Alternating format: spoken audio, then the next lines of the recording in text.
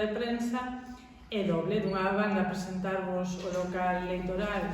que ten o Bloque Nacionalista Galego no Concello da Rúa de cara a esta campaña das municipais do 28 de marzo, un local que escollimos nun espazo céntrico da vila esperando que sexa un punto de encontro onde toda a xente que así queira poida vir,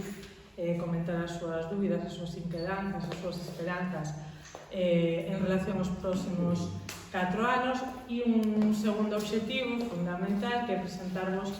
a nosa candidatura cara a estas eleccións municipais. A candidatura do Bloque Nacionalista Galego para o 28 de maio teño varias cousas que dicir, non? A primeira delas é dicir que un orgullo para mí encabezar unha candidatura que formamos nesta ocasión 21 persoas que na práctica somos 22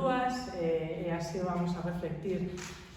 no conxunto da campaña, porque inda que legalmente só podíamos levar a 21 persoas, que é o máximo legal que se nos permite, 10 persoas suplentes, hai unha persoa maiores coa que queremos contar desde o principio até o final e que supón para nós tamén un apoio moi importante de cara ás municipais.